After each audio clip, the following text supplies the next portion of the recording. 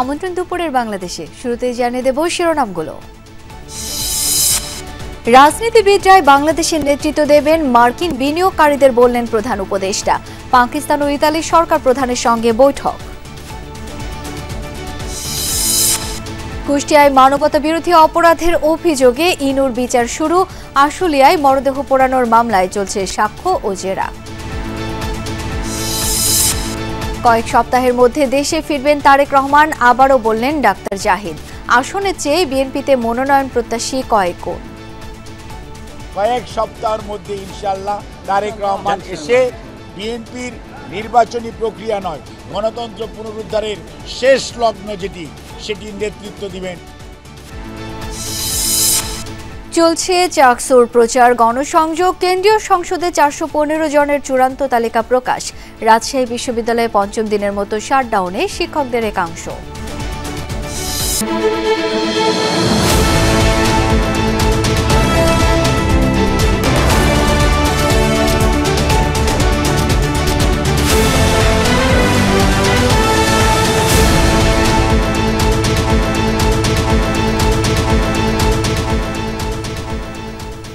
দেখছিলেন শিরোনামগুলো। এছাড়াও দেশ বিদেশের আরো খবর নিয়ে দুপুরের বাংলাদেশে আপনাদের সাথে আছি আমি শাওন দত্ত। প্রধান উপদেষ্টাকে ইসলামাবাদ সফরের আমন্ত্রণ জানিয়েছেন পাকিস্তানের প্রধানমন্ত্রী। দ্বিপাক্ষিক সম্পর্ক আরও এগিয়ে নেয়ার প্রত্যয় জানান দুই সরকার প্রধান। আর ডিসেম্বরে ঢাকা সফরে আসছেন ইতালির প্রধানমন্ত্রী জর্জিয়া মেলোনি। বাংলাদেশিদের নিরাপদ অভিবাসন নিশ্চিতে তার সাথে আলোচনা করেছেন ডক্টর মোহাম্মদ ইউনূস। জাতিসংঘ সাধারণ পরিষদে অংশ নেয়ার পাশাপাশি বুধবার সাইডলাইনে কয়েকটি দ্বিপাক্ষিক বৈঠকে অংশ নেন তিনি। নিউ ইয়র্ক থেকে মাহফুজ মিশু জানাবেন বিস্তারিত। ৮০তম জাতিসংঘ সাধারণ পরিষদে অংশ নিয়ে সফরের তৃতীয় দিনে প্রধান উপদেষ্টা দিনের প্রথম দ্বিপাক্ষিক বৈঠক করেন ফিনল্যান্ডের প্রেসিডেন্ট আলেকজান্ডার স্ট্যাবের সাথে। রোহিঙ্গা সংকট নিয়ে জাতিসংঘ আয়োজিত উচ্চ পর্যায়ের বৈঠকে বাংলাদেশের সাথে কোহোস্ট দেশটির সরকার প্রধান এ সময় সম্পর্ক আরও জোরদারের কথা বলেন। এরপর ইতালির প্রধানমন্ত্রী জর্জিয়া মেলোনির সাথে বৈঠকে বসেন প্রফেসর মোহাম্মদ ইউনূস। দুই শীর্ষ নেতার বৈঠকে আসে ইতালিতে বাংলাদেশিদের নিরাপদ অভিবাসনের বিষয়টি। ইতালির প্রাইম মিনিস্টারের সাথে সেফ মাইগ্রেশন নিয়ে আলাপ আলোচনা হয়েছে। আপনি জানেন বাংলাদেশের থেকে প্রচুর মানুষকে হিউম্যান ট্রাফিকাররা প্রলুব্ধ করে নিয়ে যে অনেক ক্ষেত্রে এটা একটা ট্রাজেডিতে পরিণত হয়। যেমন আপনারা দেখেছেন ভূমধ্য সাগরে অনেক বাংলাদেশি মারা গেছেন। তো মাইগ্রেশন কিভাবে সেভ করা যায় সেটা নিয়ে আলাপ আলোচনা হয়েছে। দিনের শেষ ভাগে পাকিস্তানের প্রধানমন্ত্রী শাহবাজ শরীফের সাথে দ্বিপাক্ষিক বৈঠক ছাড়েন প্রধান উপদেষ্টা প্রফেসর ইউনূস। এ সময় দেশটিতে সাম্প্রতিক বন্যায় নিহতদের জন্য শোক জানান তিনি। সম্পর্ক আরো এগিয়ে নিতে সফর নিয়েও কথা হয় দুই নেতার। শাহবাজ শরীফের তরফ মানে উনিও বরঞ্চ চিফ অ্যাডভাইজারকে ইনভাইট করেছেন যে পাকিস্তানকে ভিজিট করার। এটা মানে উনি ইনভাইট করছিলেন। এর বাইরে বুধবার কসোভোর প্রেসিডেন্টের সঙ্গেও বৈঠক করেছেন প্রফেসর ইউনূস। বহুপাক্ষিক সফর হলেও জাতিসংঘে এসে এরই মধ্যে অন্তত 6 দেশের সরকার ও রাষ্ট্রপ্রধানের সঙ্গে বৈঠক সেরেছেন প্রধান উপদেষ্টা ডক্টর মোহাম্মদ ইউনূস। তার মানে জাতিসংঘের এই প্ল্যাটফর্মটিকে সর্বোচ্চ কাজে লাগানোর চেষ্টা করছেন অন্তর্বর্তী সরকারের প্রধান। সব ঠিকঠাক থাকলে এটি হয়তো প্রফেসর ইউনূসের সরকার প্রধান হিসেবে শেষ জাতিসংঘ মিশন। মাহফুজ মিশু, যমুনা নিউজ, জাতিসংঘ সদর দপ্তর, নিউ ইয়র্ক, যুক্তরাষ্ট্র। রাজনীতিবিদরাই আগামীর বাংলাদেশ চালাবে, যুক্তরাষ্ট্রের বিনিয়োগকারীদের এমনটা জানালেন প্রধান উপদেষ্টা doctor Mohammad Yunus. US Bangladesh business কাউন্সিলে সফর সঙ্গী নেতাদেরও পরিচয় করিয়ে দেন তিনি। এছাড়া টেকসই উন্নয়ন লক্ষ্যমাত্রা অর্জনে $4 ট্রিলিয়ন ঘাটতি পূরণে উন্নত দেশগুলোর সহায়তা কামনা করেন ডক্টর ইউনূস। নিউ ইয়র্ক থেকে আহমেদ রেজার প্রতিবেদন। সফরের তৃতীয় দিন জাতিসংঘ সদর দফতরে অনুষ্ঠিত টেকসই অন্তর্ভুক্তিমূলক ও সহনশীল বৈশ্বিক অর্থনীতি এসডিজি বাস্তবায়নে অর্থায়নের অঙ্গীকার বিষয়ক প্রথম দ্বিবার্ষিক সম্মেলনের উদ্বোধনীতে বক্তব্য রাখেন প্রধান উপদেষ্টা অধ্যাপক ডক্টর মোহাম্মদ ইউনূস। বক্তব্যে তিনি টেকসই উন্নয়ন বাস্তবায়নে অর্থায়নের সংকটের কথা তুলে ধরেন। জোর দেন সংস্কার, স্বচ্ছতা ও ঝুঁকিপূর্ণ জনগোষ্ঠীর জন্য বিনিয়োগ বাড়ানোর উপর। The debt crisis is a pressing systemic challenge. LDCs urgently need immediate liquidity support, broader debt relief and climate-linked state contingent debt instruments. Reforming the global debt framework has become an imperative of our time. This summit inspires hope, advance justice and chart a more equitable path for the world's most vulnerable. অধিবেশনের অংশ হিসেবে প্রাথমিক স্বাস্থ্যসেবা রূপান্তর বাংলাদেশের রূপরেখা শীর্ষক উচ্চ পর্যায়ের কর্ম অধিবেশনে অংশ নেন ডক্টর ইউনূস। এ সময় দেশের স্বাস্থ্যখাত নিয়ে এনসিপি নেতা তাসনিম জারা বক্তব্য রাখেন।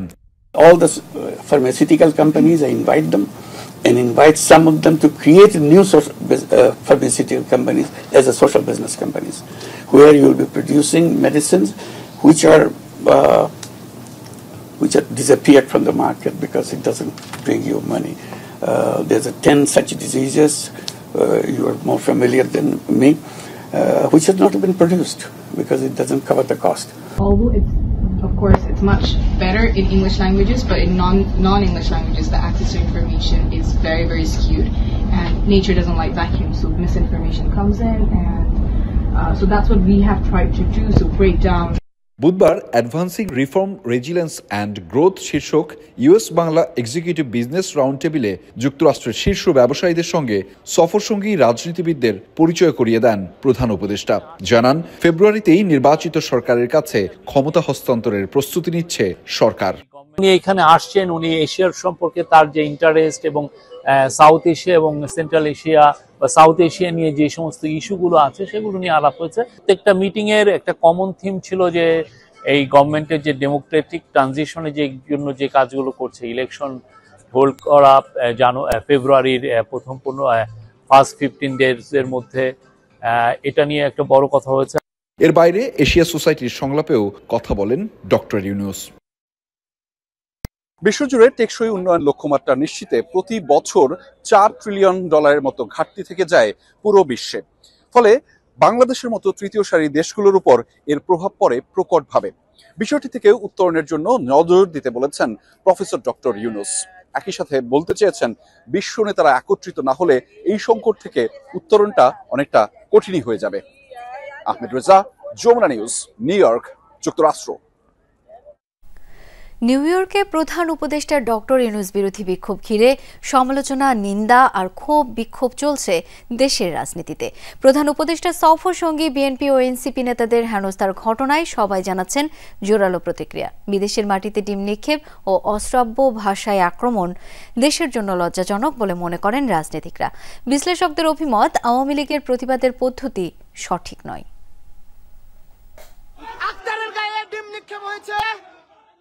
নিউ ইয়র্কে রাজনৈতিক নেতাদের হেনস্থার ঘটনায় উত্তপ্ত দেশের রাজনৈতিক অঙ্গন।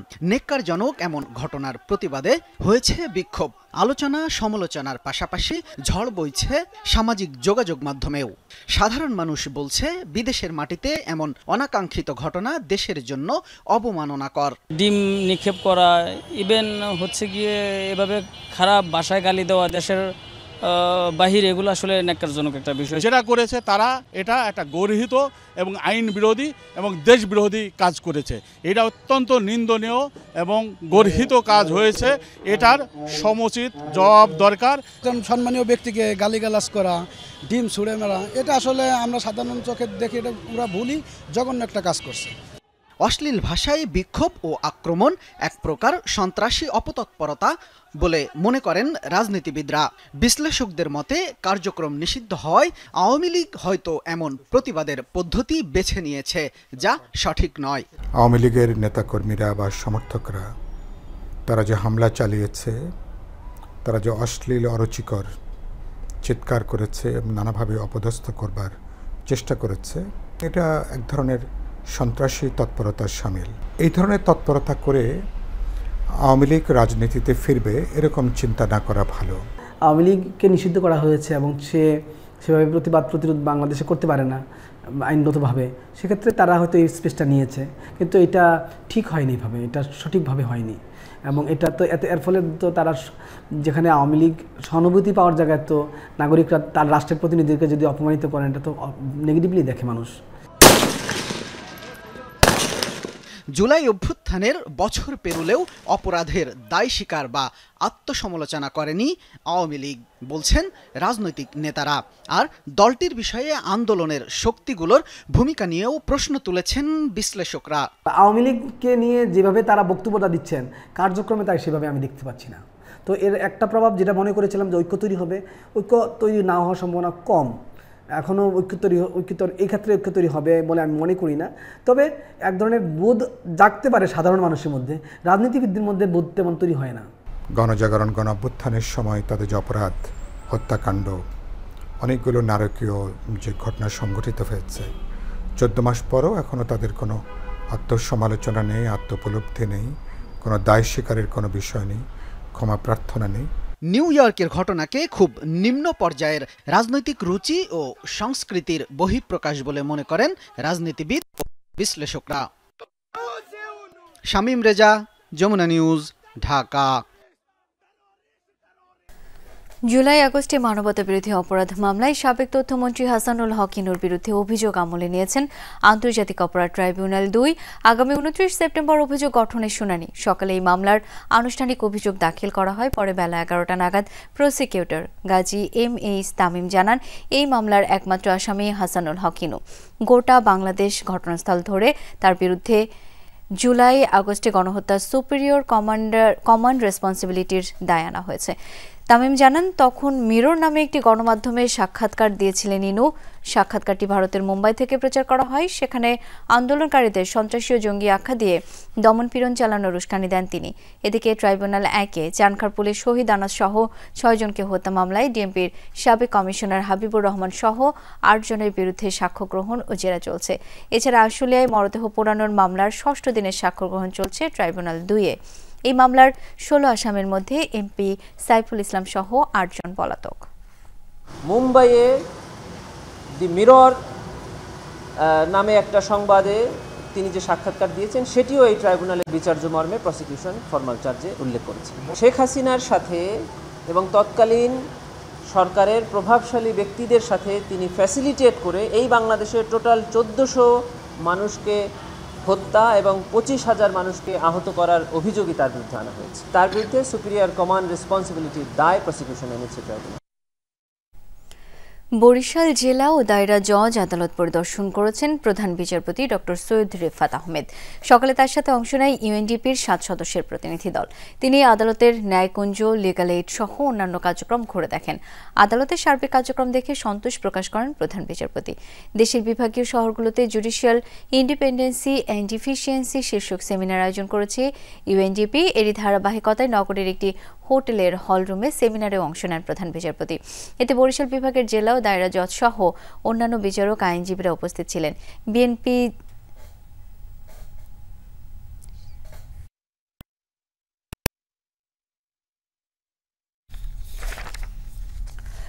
শিগগিরই দলীয় মনোনয়ন চূড়ান্ত করবে বিএনপি।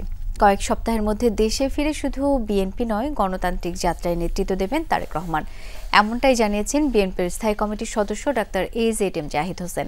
সকালে বিশ্ব ফার্মাসিস্ট দিবস উপলক্ষে D-FAB-এর সদস্যদের নিয়ে বিএনপির প্রতিষ্ঠাতা জিয়াউর রহমানের সমাধিতে পুষ্পস্তবক অর্পণ করেন ডাক্তার জাহিদ।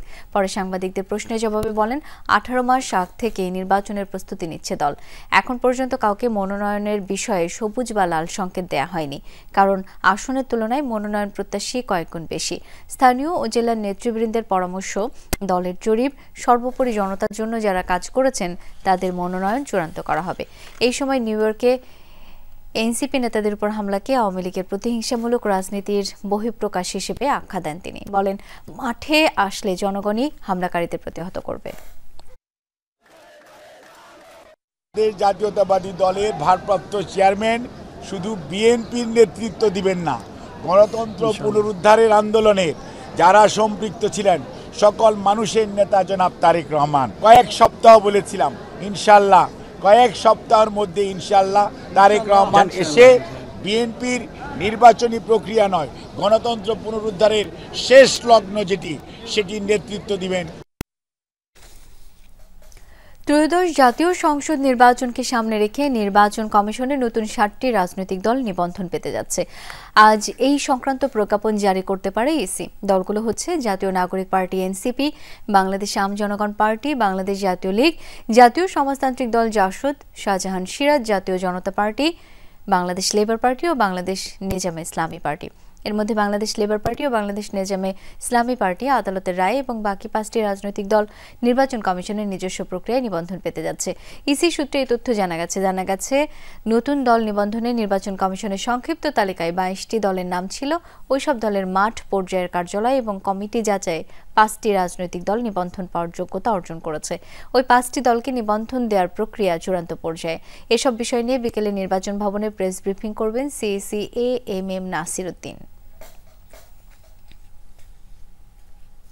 সুপ্রিম কোর্টে Bangladesh nationalist British law student অ্যালায়েন্সের আলোচনা সভায় এই মুহূর্তে বক্তব্য রাখছেন বিএনপির স্থায়ী কমিটির সদস্য সালাউদ্দিন আহমদ। সরাসরি চলে যাচ্ছি তার বক্তব্যে।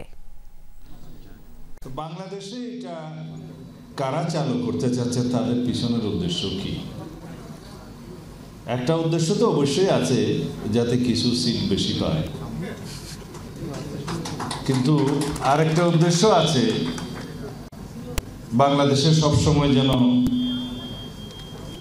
অস্থিতিশীল পরিস্থিতি থাকে এবং সরকার ব্যবস্থায় স্থিতিশীলতা না আসে এবং কখনো বাই মেজরিটি কোনো পার্টি ইলেকশন না, সরকার গঠন না করতে পারে। তাতে কাদের লাভ? লাভ হলো বাংলাদেশে সবসময় অস্থিতিশীল পরিস্থিতি থাকলে যারা লাভজনক পর্যায়ে থাকবে তাদের লাভ। তার মানে আমাদের পার্শ্ববর্তী কিছু দেশ আছে যারা বাংলাদেশের স্থিতিশীলতা চায় না, যারা বাংলাদেশের অর্থনৈতিক সমৃদ্ধি চায় না, যারা বাংলাদেশের রাজনৈতিক স্থিতিশীলতা চায় না। কেন চায় না সেটা তাদের স্বার্থ জড়িত আছে, যে বাংলাদেশে যদি সবসময় অনৈক্য থাকে, অস্থিতিশীলতা থাকে, তাহলে শেখ হাসিনার মতো আরেকটা ফ্যাসিস্টের উদয় হতে পারে এবং তাদের মধ্য দিয়ে তাদের সমস্ত স্বার্থ আদায় হতে পারে। অথবা দুর্বল সরকারের কাছে যা কিছুই দাবি করা যাবে, সমস্ত দাবি আদায় করা যাবে। তা আমরা কি সেটা চাই? আমাদের জনগণের অভিপ্রায় কি? অনেক লম্বা বক্তব্য অনেক জায়গায় অনেক বিশিষ্ট লয়াররা বিভিন্নভাবে দিয়েছে। বলা হচ্ছে এই সরকার পুরোপুরি সাংবিধানিক সরকার না, পুরাপুরি না অভিপ্রায়ের সরকার। বলা হচ্ছে এটা নাকি মাঝামাঝি সরকার। তা আমি বললাম, বিএনপি নেতা সালাউদ্দিন আহমদের বক্তব্য শুনছিলাম। চট্টগ্রাম বিশ্ববিদ্যালয় কেন্দ্রীয় ছাত্র সংসদ জাকসুর আনুষ্ঠানিক প্রচার শুরু হলো আজ সকাল থেকে। ক্যাম্পাসের বিভিন্ন স্থানে গণসংযোগ করেন প্রার্থীরা, দিচ্ছেন বিভিন্ন প্রতিশ্রুতি। বেলা 11টায় বুদ্ধিজীবী চত্বর থেকে প্রচার শুরু করে ছাত্রদলের প্যানেল। একই সময় ব্যবসায় অনুষদে গণসংযোগ করে শিবির সমর্থিত সম্প্রীতির শিক্ষার্থী জোট প্যানেল। এর আগে জাকসু কেন্দ্রীয় সংসদে 415 জন প্রার্থী চূড়ান্ত তালিকা প্রকাশ করে নির্বাচন কমিশন। তবে এখনও হল সংসদে চূড়ান্ত প্রার্থী তালিকা প্রকাশ করা হয়নি। এর আগে কেন্দ্র ও হল সংসদে নির্বাচনের জন্য 931 জন প্রার্থী মনোনয়নপত্র সংগ্রহ করেন। চট্টগ্রাম বিশ্ববিদ্যালয় উপাচার্যের সম্মেলন কক্ষে এখন চলছে জাকসু নিয়ে আইন শৃঙ্খলা বাহিনীর সাথে বৈঠক। আরও জানবো, এখন যুক্ত হচ্ছেন সহকর্মী শহীদুল সুমন। সুমন, বৈঠকে কি কি বিষয়ে আলোচনা চলছে, কোনো সিদ্ধান্ত আসলো কিনা, বিস্তারিত জানতে চাই আপনার কাছ থেকে।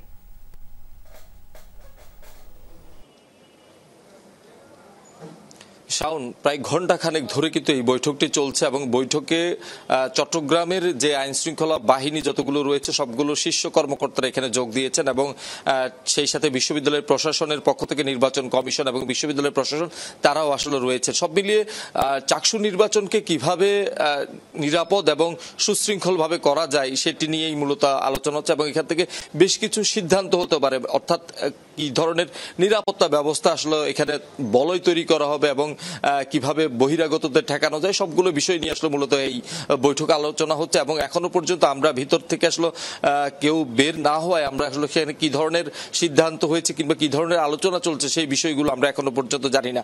শাওন, আপনি জানেন কিছুদিন আগে চাকসু নির্বাচন নিয়ে বিশ্ববিদ্যালয় প্রশাসন কিন্তু স্বরাষ্ট্র উপদেষ্টার সাথে বৈঠক করেছে এবং স্বরাষ্ট্র উপদেষ্টার সাথে বৈঠকের পর চট্টগ্রামের যেই আইন শৃঙ্খলা বাহিনীর বা বিভিন্ন এজেন্সি রয়েছে তাদের সাথে বিশ্ববিদ্যালয়ের প্রশাসন এটি আসলে প্রথম আনুষ্ঠানিক বৈঠক এবং এখান থেকে হয়তো স্বরাষ্ট্রমন্ত্রীর সাথে কি ধরনের কথা হয়েছে এবং বিভিন্ন আইজিপি কিংবা পুলিশের উপরের যেসব সংস্থা রয়েছে তাদের কাছ থেকে আসলে চট্টগ্রামের আইন শৃঙ্খলা বাহিনীর সদস্যরা কি ধরনের নির্দেশনা পেয়েছেন এইসব বিষয়গুলো নিয়ে মূলত ভিতরে আলোচনা হচ্ছে এবং সেখান থেকে যেসব সিদ্ধান্ত আসবে হয়তো পরবর্তীতে বিশ্ববিদ্যালয় প্রশাসন বা আইন শৃঙ্খলা বাহিনীর পক্ষ থেকে আমাদেরকে আনুষ্ঠানিকভাবে আসলে জানানোর পরেই আমরা নিশ্চিত হতে পারবো। তবে সকাল থেকে আমরা দেখছি সৌহার্দ্যপূর্ণ পরিবেশে চাকসুতে যারা নির্বাচন করছেন বিভিন্ন প্যানেলে, বিশেষ করে ছাত্রদল শিবির সহ অন্যান্য যে প্যানেলগুলো, তারা কিন্তু সকাল থেকে প্রচারণা শুরু করছে। ইতিমধ্যেই নির্বাচন কমিশন চূড়ান্ত প্রার্থী তালিকা কিন্তু প্রকাশ করেছে এবং সব মিলিয়ে আমরা দেখছি একটা উৎসবের আমেজ বইছে। যদিও বা আজকে যেহেতু শেষ কর্মদিবস, বিশ্ববিদ্যালয়ের শেষ ক্লাস, সেক্ষেত্রে শিক্ষার্থীর উপস্থিতি কিছুটা কম। সুমন, অনেক ধন্যবাদ আপনাকে। রাজশাহী বিশ্ববিদ্যালয়ে আজ থেকে কাজে যোগ দিয়েছেন কর্মকর্তা কর্মচারীরা। তবে আন্দোলনরত শিক্ষকদের একাংশ চালিয়ে যাচ্ছেন তাদের কর্মসূচি। রাবি অফিসার্স সমিতির ভারপ্রাপ্ত সভাপতি মোক্তার হোসেন জানান, বুধবার প্রশাসনের আশ্বাসে 7 কার্যদিবস সময় দিয়ে কর্মসূচি স্থগিতের ঘোষণা দেওয়া হয়। এই সময়ের মধ্যে দাবি না মানা হলে কঠোর কর্মসূচির হুঁশিয়ারিও দেন আন্দোলনরতরা। এদিকে শিক্ষকদের একাংশের শাটডাউন কর্মসূচি অব্যাহত থাকায় বিশ্ববিদ্যালয়ের অধিকাংশ বিভাগের ক্লাস পরীক্ষা বন্ধ। বেশিরভাগ শিক্ষার্থী হল ছেড়ে যাওয়ায় স্থবির ক্যাম্পাস। আন্দোলনরত শিক্ষকরা বলছেন, লাঞ্ছিতের ঘটনায় জড়িতদের ছাত্রত্ব বাতিল করে দৃষ্টান্তমূলক শাস্তি না দেওয়া পর্যন্ত তাদের কর্মসূচি চলবে। কুমিল্লা মেডিকেল কলেজ হাসপাতালে ওষুধ কেনাকাটায় ব্যাপক অনিয়মের অভিযোগ উঠেছে। আর এসব অনিয়মে অভিযোগের তীর খোদ হাসপাতাল পরিচালক ও ড্যাব নেতাদের বিরুদ্ধে। ঘটনা তদন্তে গঠন করা হয়েছে 2টি আলাদা কমিটি। কুমিল্লা মেডিকেলের অনিয়ম দুর্নীতি নিয়ে সহকর্মী খোকন চৌধুরীর 2 পর্বের প্রতিবেদনের প্রথমটি আজ। ইনডোর আউটডোর মিলিয়ে কুমিল্লা মেডিকেল কলেজ হাসপাতালে প্রতিদিন প্রায় 1200 রোগী চিকিৎসা নেন। সরকারি সেবা ক্ষেত্রে এটি জেলার প্রধান ভরসাস্থল। হাসপাতালের একটি অ্যানেস্থেসিয়া বিভাগ 1992 সালে প্রতিষ্ঠার পর থেকেই এখানে অনিয়মের অভিযোগ। এই বিভাগে জি-পেন্টোথাল সোডিয়াম ইনজেকশনের প্রতি ভায়ালের খুচরা মূল্য বাজারে 101 টাকা, অথচ কর্তৃপক্ষ কিনেছে 1299 টাকা করে। অর্থাৎ এই একটি পণ্যেই ধরা পড়েছে প্রায় 1/2 কোটি টাকার হেরফের। শুধু তাই নয়, 6 টাকার অ্যাট্রোভাস্টাটিন 20 mg ট্যাবলেট কেনা হয়েছে 3 গুণ বেশি দামে। 101 টাকার একটি ইনজেকশনের দাম উল্লেখ করা হয় 1299 টাকা। খুবই দুঃখজনক। সম্প্রতি কুমিল্লা মেডিকেলে 5 কোটি টাকায় 84 রকমের জীবন রক্ষাকারী ওষুধ কেনার কথা ছিল, অথচ এই বাজেটে কেনা হয়েছে 24 রকমের ওষুধ। এসব অনিয়মের কোনো সদুত্তরও নেই টেন্ডার ওপেনিং কমিটির কাছে। না, এটা আসলে হওয়াটা উচিত হয় নাই, কিন্তু যাই হোক, যেভাবেই হোক এটা প্রিন্টিং মিস্টেকই। অনুসন্ধানে উঠে আসে এসব পণ্য কেনা হয়েছে স্বাস্থ্য খাতের অনিয়মের দায়ে জেলে থাকা সাজ্জাদ মুন্সির 2 ঠিকাদারি প্রতিষ্ঠান মেসার্স আইয়ান ট্রেড ইন্টারন্যাশনাল ও শাহিদা ট্রেডার্স থেকে। প্রথমে মানতে না চাইলেও পরে বিষয়টি স্বীকার করেন হাসপাতাল পরিচালক। অতীতেও তাকে চিনতাম না, এখনো আমি কাজের সূত্রে হতে তার পরিচয় হয়েছে, ভবিষ্যতে কখনো তার সঙ্গে আমার সম্পর্ক থাকবে না। আমার সঙ্গে সে আসবে তো অফিসিয়াল কাজে, সে তার মাল সাপ্লাই দিতে আসবে, সে তার বিল নিতে আসবে স্বাভাবিকভাবেই। ক্রয় কমিটির একজন ডক্টর অ্যাসোসিয়েশন অব বাংলাদেশ ড্যাবের মহানগর সভাপতি MM হাসান, তার বিরুদ্ধে টেন্ডার বাণিজ্য ও নির্দিষ্ট ঠিকাদারকে কাজ পাইয়ে দেওয়ার অভিযোগ তারই সংগঠনের নেতাদের।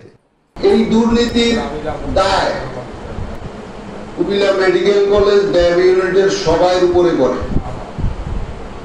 এবং জাতীয়তাবাদের আদর্শের সমস্ত ডাক্তার কর্মচারী সবাই উপরে পড়ে। এই হচ্ছে ডিরেক্টর, সে হচ্ছে মেইন কারিগর, সে টাকা ছাড়া কিছুই বোঝে না এবং টাকা যেখানে সে পাবে তার সাথে থাকে। এই ধরনের কোনো কিছুর সাথে আমি কখনোই জড়িত না না না না না। আমি আবারও বলছি, অনিয়ম আর দুর্নীতির অভিযোগ তদন্তে গঠন করা হয়েছে বিভাগীয় কমিটি। তদন্ত চলাকালীন অভিযুক্তের স্বপদে বহাল থাকা নিয়ে প্রশ্ন তুলেছেন সচেতন নাগরিকরা।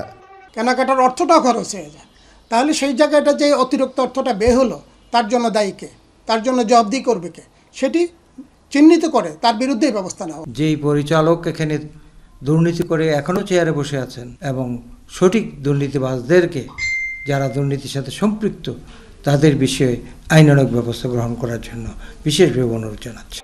এই একই চক্রের বিরুদ্ধে হাসপাতালের সরঞ্জাম মেরামত ও কেনাকাটায় ব্যাপক অভিযোগ আছে। দ্বিতীয় পর্বে তুলে ধরা হবে অনিয়মের সেই চিত্র। খোকন চৌধুরী, যমুনা নিউজ, কুমিল্লা। দেশে সীমিত পরিসরে 5Gর বাণিজ্যিক যাত্রা শুরু হলেও দ্রুত বিকাশে দেখা দিয়েছে নানা প্রতিবন্ধকতা। 5G উপযোগী হ্যান্ডসেটের চড়া মূল্য এবং অপটিক্যাল ফাইবারের নেটওয়ার্ক স্বল্পতাকে দুষছেন অপারেটররা। অন্যদিকে এনটিটিএন অপারেটরদের দাবি, পর্যাপ্ত নেটওয়ার্ক থাকলেও তা ব্যবহারে উদাসীন মোবাইল অপারেটররা। আর হ্যান্ডসেটের উচ্চ মূল্যের জন্য নিয়ন্ত্রক সংস্থার যথাযথ পদক্ষেপের অভাবকে দুষছে স্থানীয় নির্মাণকারী প্রতিষ্ঠানগুলো। পঞ্চম প্রজন্মের মোবাইল নেটওয়ার্ক 5G চালু করেছে দেশের দুই শীর্ষ মোবাইল অপারেটর। প্রথম পর্যায়ে ঢাকা, চট্টগ্রাম ও সিলেটের কিছু এলাকায় সীমিত পরিসরে এই সেবা মিলছে। যদিও দ্রুত দেশ জুড়ে 5G সম্প্রসারণের জন্য সব অপারেটরকেই তাগিদ দিয়েছে নিয়ন্ত্রক সংস্থা বিটিআরসি। তবে এই সেবা সম্প্রসারণের ক্ষেত্রে বেশ কিছু প্রতিবন্ধকতাকে সামনে আনছেন অপারেটররা। বিটিআরসিও বলছে 5G উপযোগী হ্যান্ডসেটের স্বল্পতা এবং অপটিক্যাল ফাইবারের বিস্তৃতির অভাব আছে। আমাদের অ্যাসেসমেন্টে আমাদের প্রায় 5 লাখ কিলোমিটার ট্রান্সমিশন নেটওয়ার্ক লাগবে, আমাদের লেস দেন 2 লাখ কিলোমিটার এই মুহূর্তে আছে। সো এটা যেন ডেমোক্রেটাইজ করা যায়, this is one of the major আমাদের প্রায়োরিটি। হ্যান্ডসেট একটা বড় বিষয়। ক্যারিয়ার লকিংয়ের ডিসকাশন প্রায় গত 2 থেকে 2.5 বছর ধরে হচ্ছে। দুটো অপারেটরের আপত্তির কারণে এটা এগোয় নাই। এখন যদি কিছুটা এগিয়ে নেওয়া যায় তাহলে আমরা হ্যান্ডসেট পেনিট্রেশনটা বাড়াতে পারবো। 5Gর জন্য দেশজুড়ে টেলিকমের অপটিক্যাল ফাইবার নেটওয়ার্ক প্রস্তুত আছে বলে দাবি করেন এনটিটিএন অপারেটররা। অথচ বেসরকারি অপারেটরদের কেউই 20% বেশি ট্রান্সমিশন নেটওয়ার্ক ব্যবহার করছে না বলে মনে করেন তারা। 75% এখনো ফাইবারের ইউজ হচ্ছে না, তো কিন্তু এনটিটিএনরা কিন্তু সেই সব জায়গায় ফাইবার নিয়ে বসে আছে, টেলকো গ্রেড ফাইবার নিয়ে রেডি।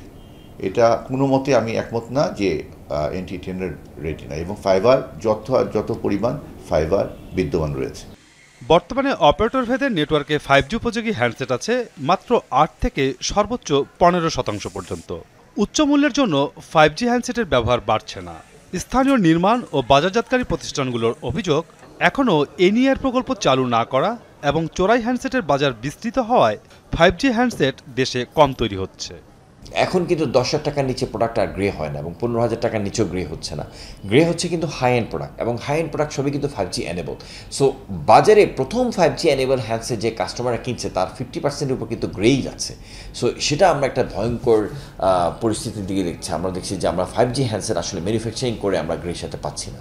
5G দ্রুত সম্প্রসারণের জন্য 700 মেগাহার্টজের পাশাপাশি 800 ও 900 সহ অন্যান্য নিম্ন ব্যান্ড ফ্রিকোয়েন্সিও দ্রুত উন্মুক্ত করার প্রস্তুতি নিচ্ছে বিটিআরসি। মাসুদুজ্জামান রবিন, যমুনা নিউজ, ঢাকা। নতুন ক্ষেপণাস্ত্রের পরীক্ষা চালালো ভারত। 2000 কিলোমিটার পাল্লার এই মিসাইল মঙ্গলবার পরবর্তী প্রজন্মের অগ্নি প্রাইম নামের মাঝারি পাল্লার এই ক্ষেপণাস্ত্রের পরীক্ষা সফল হয়েছে দাবি নয়াদিল্লির। রেলভিত্তিক মোবাইল লঞ্চার থেকে ছোড়া যায় মিসাইলটি রয়েছে অত্যাধুনিক নানা প্রযুক্তিও। অগ্নি প্রাইমকে দেশের সামরিক খাতে মাইল ফলক আখ্যা দিয়েছেন প্রতিরক্ষা মন্ত্রী রাজনাথ সিং। ভারতের ইতিহাসে রেলভিত্তিক মিসাইলের পরীক্ষা এটাই প্রথম। নিজস্ব প্রযুক্তির সমরাস্ত্র তৈরিতে জোর দিয়েছে ভারত। সম্প্রতি অগ্নি সিরিজের বেশ কয়েকটি মিসাইলের পরীক্ষা চালিয়েছে দেশটি।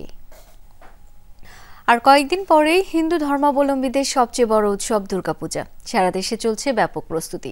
প্রতিমা তৈরিতে ব্যস্ত কারিগররা। মণ্ডপ সাজসজ্জার কাজও চলছে দ্রুতগতিতে। পূজায় যে কোনো অনাকাঙ্ক্ষিত পরিস্থিতি এড়াতে তৎপর আইন শৃঙ্খলা বাহিনী। 28 সেপ্টেম্বর মহাষষ্ঠীতে দেবী বোধনের মধ্য দিয়ে শুরু হবে শারদীয় দুর্গোৎসবের মূল আনুষ্ঠানিকতা। মণ্ডপে মণ্ডপে দেবীবরণের প্রস্তুতি চলছে জোর কদমে।